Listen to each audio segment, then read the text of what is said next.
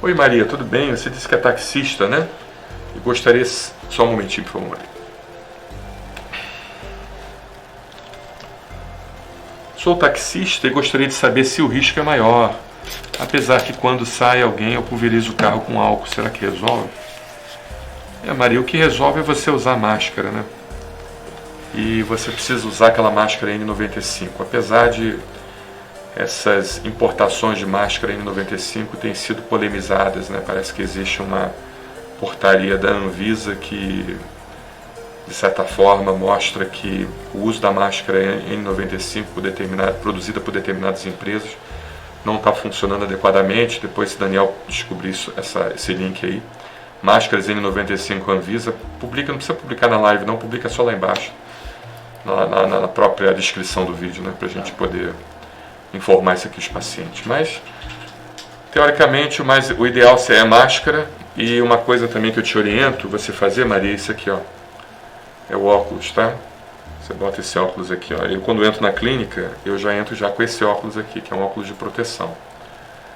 Tá? Porque a gente tem um hábito já instintivo de tocar os olhos, o nariz, a boca. E o olho é o lugar que você mais contamina o coronavírus, né? Não é nem o nariz nem a boca, porque a boca e o nariz ainda tem sistemas de proteção imunológicos mais aprimorados que dão uma segurada na contaminação pelo coronavírus. Já o olho não. Inclusive na China, quando houve a primeira infecção, aquela primeira onda de coronavírus, né, os médicos muitas das vezes eram mais orientados a utilizar óculos do que máscaras. Houve uma falta temporária de máscaras lá na China e eles só tinham como usar o óculos, né? E muitos deles não pegaram só utilizando o óculos, né? Porque o olho é o lugar que mais se contamina por causa do coronavírus. Você borrifar de álcool a 70 o seu carro ajuda? Ajuda, tá? E você limpar também o seu carro constantemente com álcool 70 ajuda também. O gel ajuda bastante. Certamente você vai ter uma exposição menor ao vírus, né? Mas garantir para você que você não vai ter o risco de pegar, você vê que a máscara é N95 porque ela bloqueia, teoricamente, 95% dos germes, né? Ainda tem 5% de chance de você pegar. Por isso que ela é chamada N95.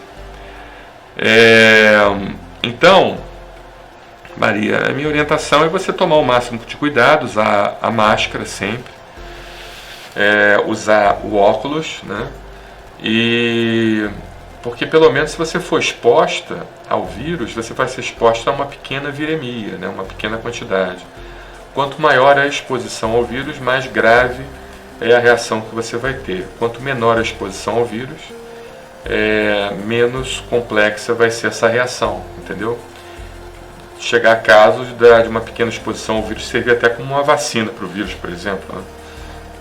Ou seja, o paciente não desenvolve a doença, desenvolve alguns sintomas leves, e aquilo ali já foi suficiente para a produção de anticorpos em alguns pacientes, não em todos, né? Tá bom? Então tem que continuar tomando essas medidas preventivas. Agora você tem que comer, você tem que viver, você tem que trazer o alimento para os seus filhos e para a sua família, né? Então, de certa forma, quem sou eu para dizer para você parar de trabalhar, né? Eu acho que essa politicada danada e essa classe média e a elite raivosa brasileira, ela é muito fácil para a nossa elite dizer: não, vamos parar de trabalhar, eu vou assinar o Netflix ou assinar o Amazon Prime e vou ficar vendo todos os vídeos, tendo comidinha bonitinha, cheirosinha, gostosinha em casa. Para mim dá muito bem para ficar 6 meses em casa com as reservas que eu tenho. É muito fácil para a nossa elite falar isso, né? Muito fácil. Mas a gente que já trabalha já há 15 anos, eu sempre trabalhei com pobre, né, desde o início da minha formação. Tive a oportunidade de ser formado na Santa Casa da Misericórdia do Rio de Janeiro, serviço do professor Luiz Bandeira. E a Santa Casa é a casa do pobre, né? Meu internato também foi na Santa Casa. Toda a minha faculdade de medicina, praticamente da metade para o final, foi toda na Santa Casa. E a Santa Casa é a casa do pobre, né? Então a gente tem esse contato constante com o paciente pobre, sofre junto com ele, né? Eu me lembro que o presente que eu recebi de maior valor foi do meu primeiro paciente.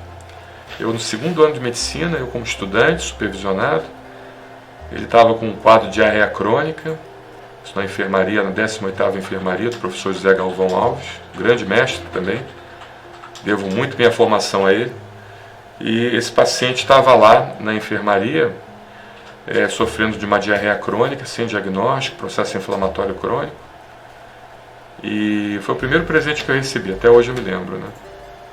Presente que eu guardei com todo carinho.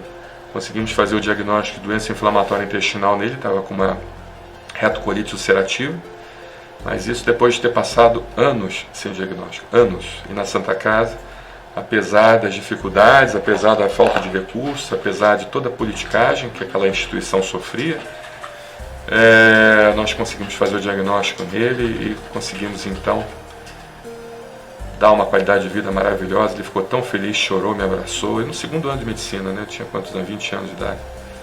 Entendeu? Então, realmente são emoções assim que a gente não esquece, né?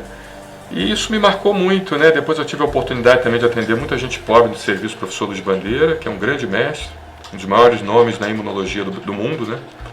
Tive essa oportunidade de ter essa formação também no primeiro serviço de alergia do Brasil, o mais tradicional serviço de alergia do Brasil, que foi um serviço fundado pelo professor Oliveira Lima, com o apoio do diplomata Oswaldo Aranha, aquele que criou o Estado de Israel. Olha que importância.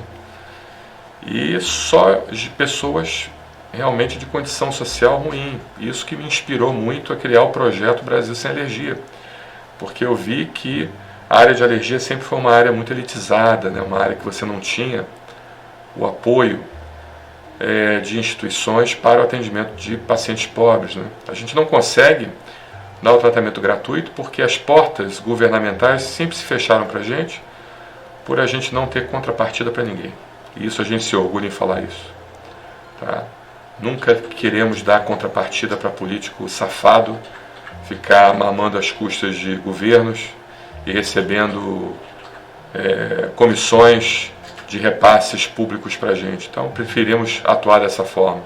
Um projeto que não consegue atender todos, mas é um projeto que incluiu muita gente, pessoas que não tinham condições, saíram de um consultório de alergia gastando R$1.000, R$1.200, R$1.300, entendeu? Para fazer um tratamento decente. A gente dá o mesmo tratamento a um custo muito menor, atendendo as classes D e E.